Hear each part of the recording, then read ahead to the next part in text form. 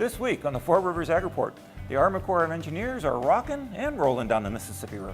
Lake Shelbyville seems to be going with the flow. And we revisit some of our best and worst moments. Coming up on the Four Rivers Ag Report.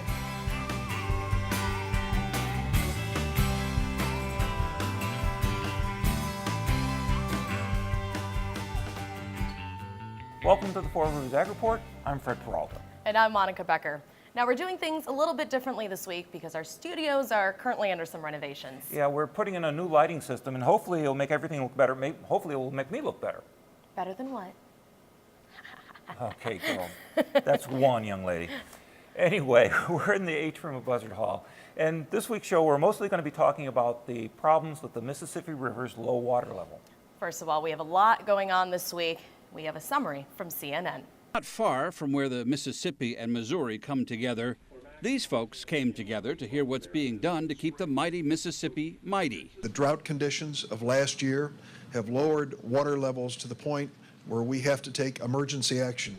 Illinois Senator Dick Durbin, along with representatives from farming and industry, met in East Alton to talk about what can be done and what is being done to avert an even deeper crisis on the river. You really don't value something until you're at risk of losing it. Trying to avoid a shipping shutdown, the Army Corps of Engineers is doing something it hasn't done anywhere since 1989, blasting and removing limestone pinnacles from the bottom of the river just south of Cape Girardeau, hoping to keep the navigation channel at least 9 feet deep.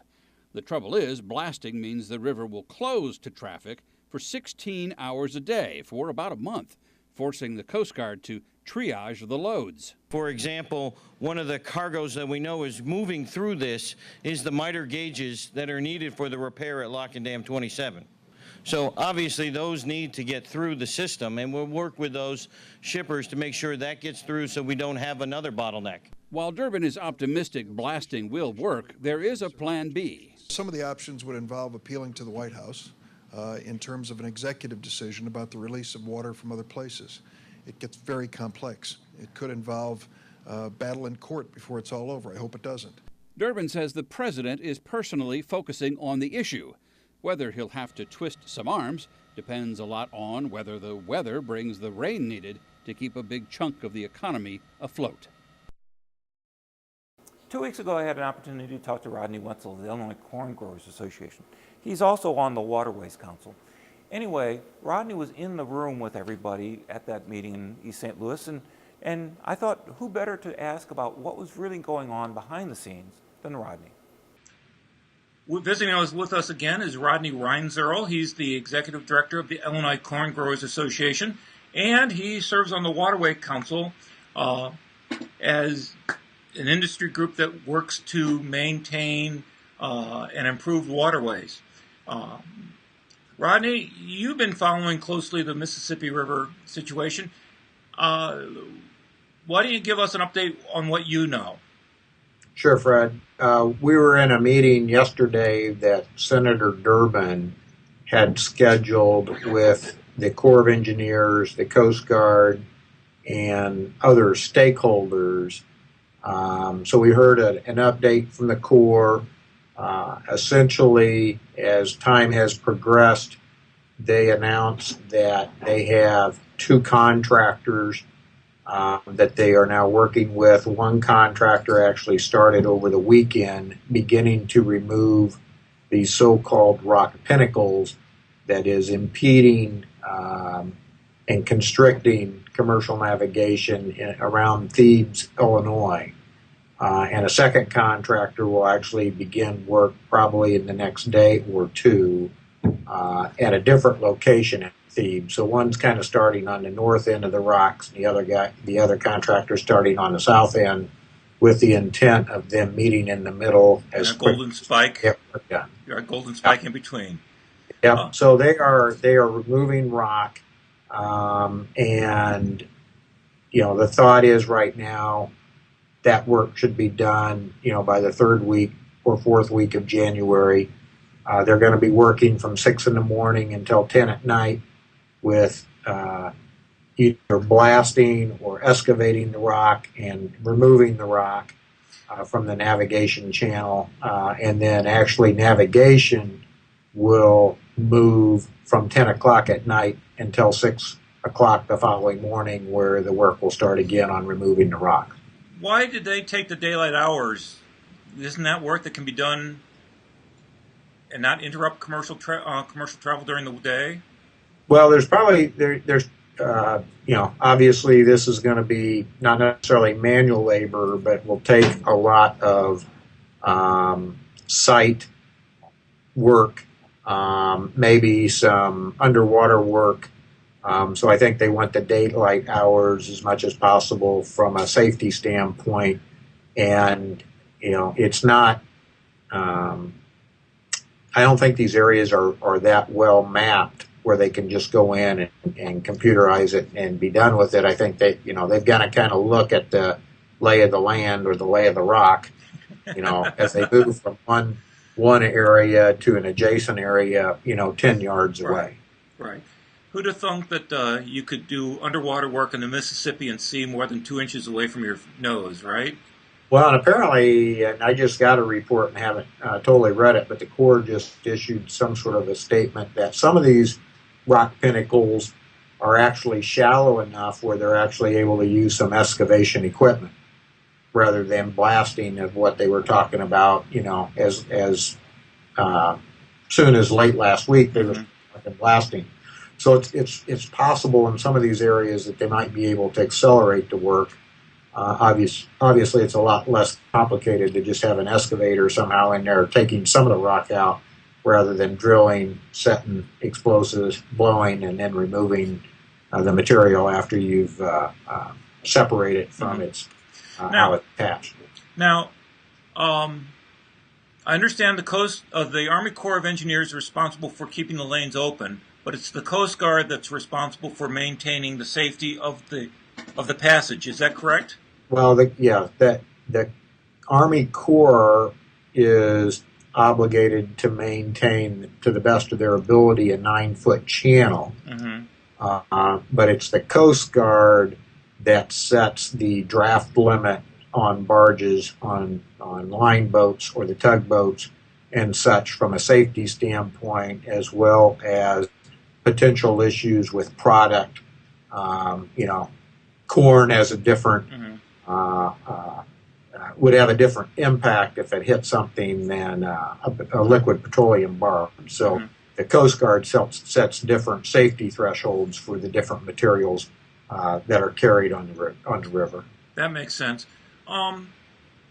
Has there been any accidents because of the lower river level that you know of?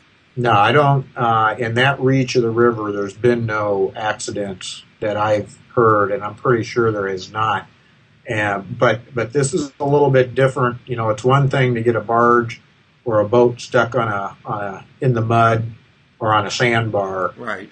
This is rock. Right. It's another thing to have it rip a hole in the hull. Right. Rock has a different impact to a propeller or the side of a barge than what sand or mud's going to. So the Illinois, your Waterways Council, this sounds like this was the worst case scenario. Drought followed by low river levels. We have infrastructure that hasn't been worked on. The locks are kind of out of date. There's a lot going on here. How do we separate what needs to be done now, what we need to plan on in the future, and what we can ignore? Well, low water obviously brings up the bottom. Right. Obviously, what wasn't a problem with 20 foot of water is a different problem with 9 feet of water, yep. 8 foot of water, or 7.5 foot of water. And that's really what's going on now, is dealing with the issue at hand. The Corps yesterday said they are still expecting close to record lows, probably now into the first part of January, and these lows would go back to the 1940 time frame. So, in modern times, this has not been dealt with, at least those of us in the workforce now. So, in the river, and I was just on a conference call, the river is kind of a living thing in the sense that people don't know how sandbar movements will change. If you drop 3 foot of water out of the river and that goes down. The currents change. Sandbars will show up where they weren't last week.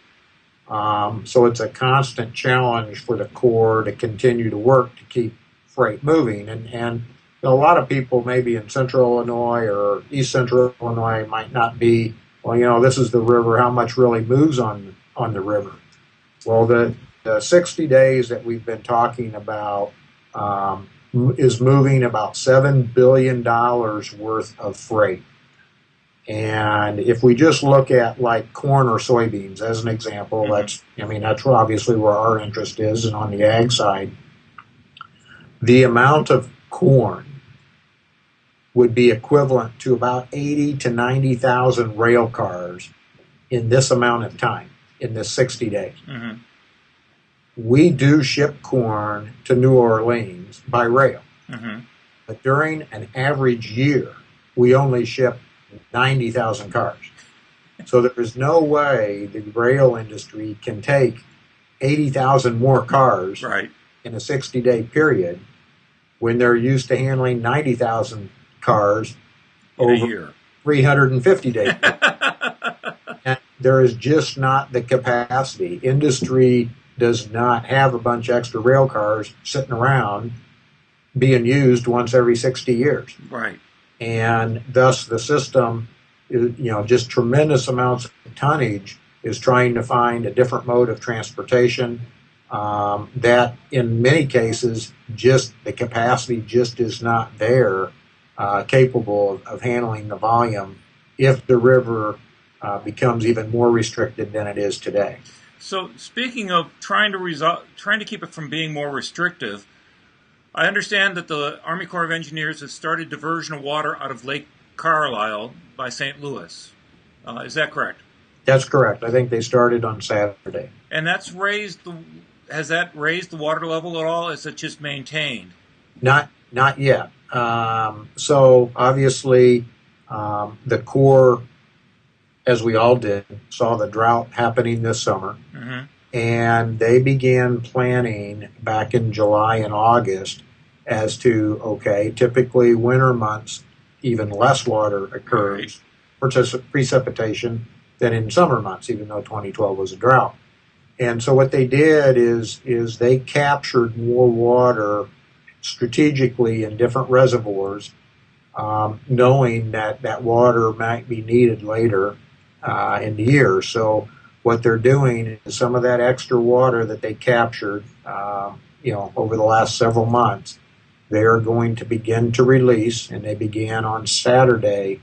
Our understanding is that water, as it moves down the Kaskaskia River, enters the Mississippi right around Chester, Illinois, will actually get to this point of Thebes, Illinois, around December 20th. So coming up here in the next couple days. So even though it started at Saturday, it's going to take, 6 days or so to get to where they want it.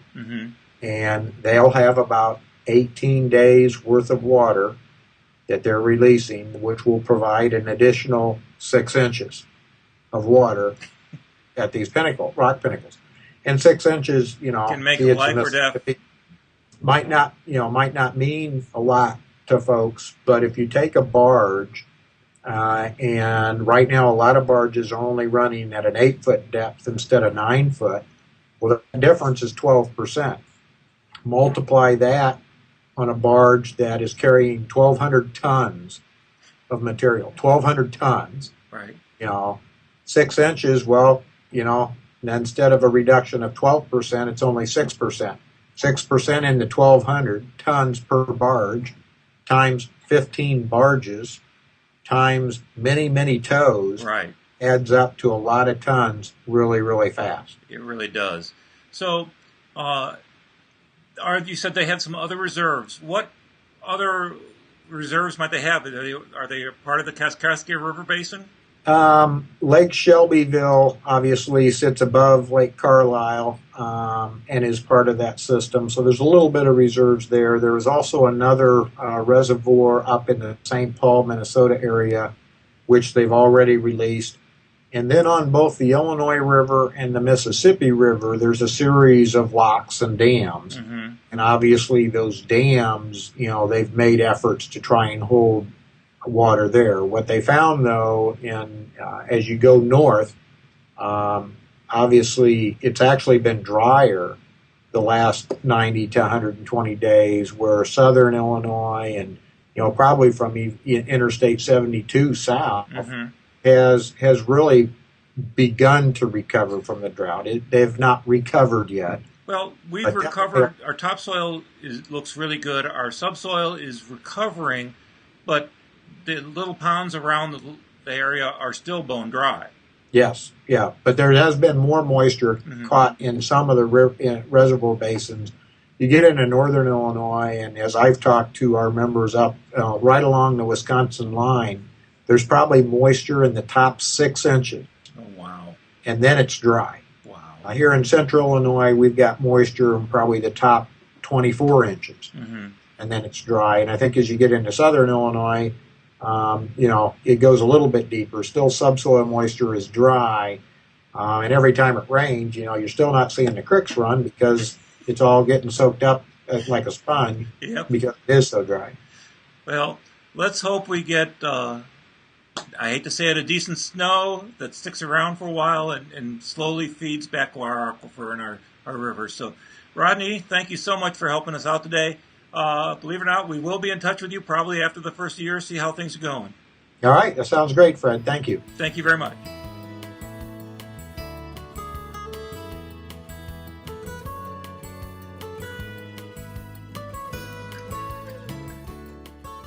So the river is low, and we're hoping for a wet winter to get rid of the drought once and for all. Well, the USDA is thinking that depending on where you are, might make a big difference.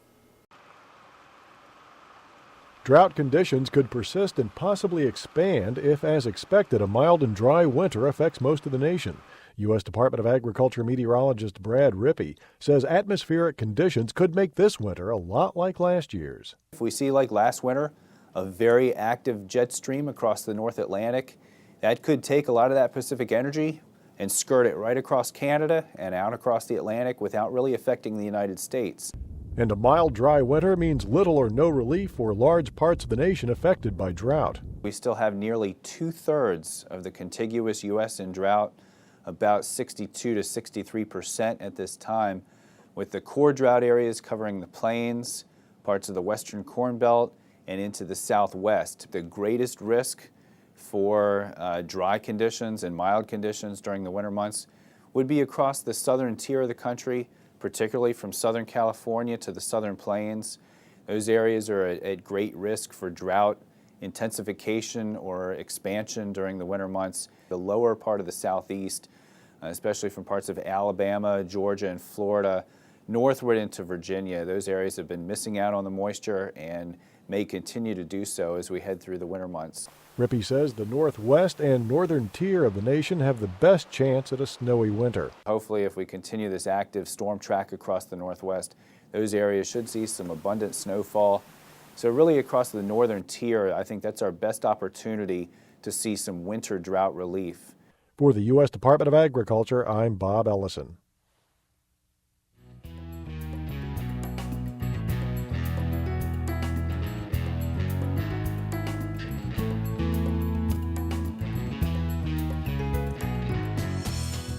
So the Four Rivers Ag Report started a little over a year ago, and it's been an interesting ride. Well, we've talked to tons of farmers, we talked to experts, lobbyists, scientists, lots of people. Lots of them. We've also had a lot of fun reporting on news that might have otherwise been overlooked. Yeah, so here are some of the examples of the weird stuff that happened this year. Sorry.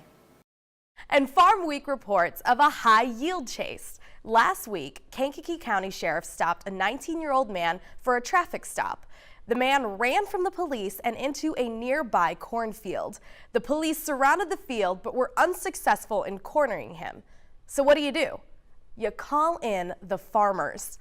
Mark Tanner, the farmer in question, had just started corn harvest on a nearby field when he got a phone call from the police.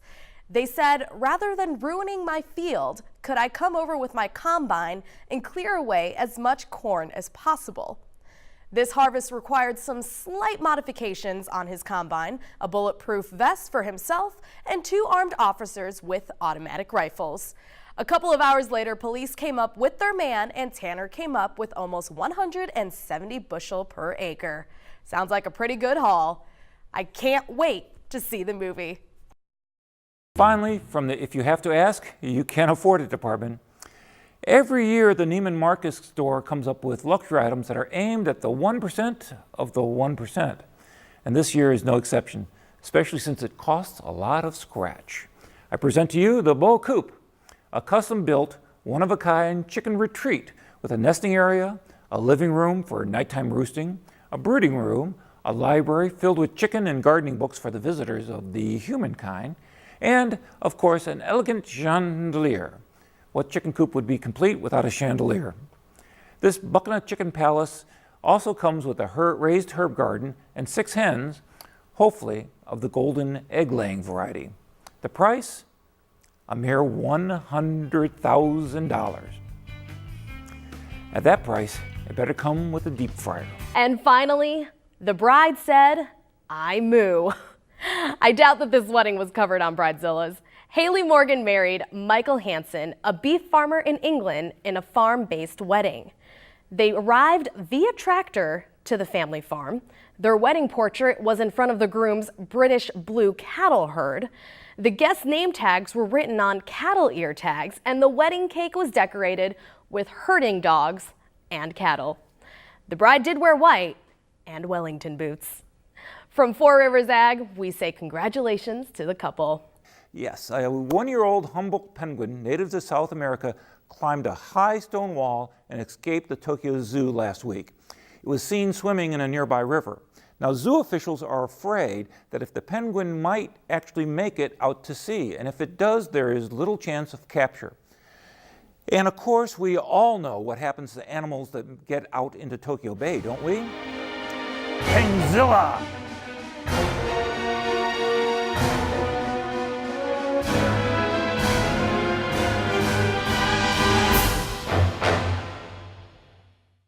Okay, I'm sorry, but you won't see that on Commodity Week. Ground feed. Okay. 16%, I think. Okay. There's some sumo in it, which is fat. Okay. This is in motion for their joints. Okay. It's about that much for 2 pounds. Put some water in it. Yeah, make it all messy. Yeah, they eat it better. There you go, now you can mix it all up. With my hands? Yeah. Oh, got it. Ready to hold the bucket?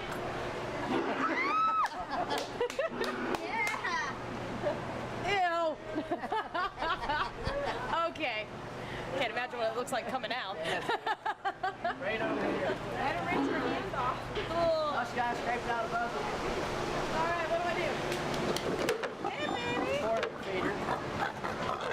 Oh, you don't have to wait. Is this a girl or a boy? Girl. It's a girl. You don't have to wake her up. Oh, she's fine.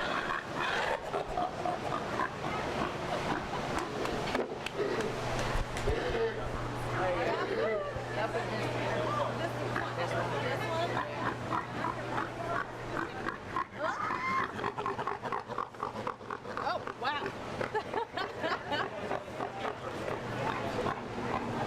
You're strong.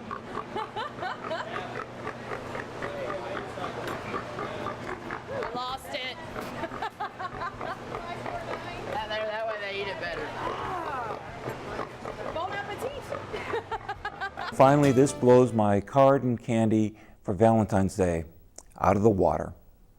15 years ago, a British farmer named Winston Howe lost his wife, Janet.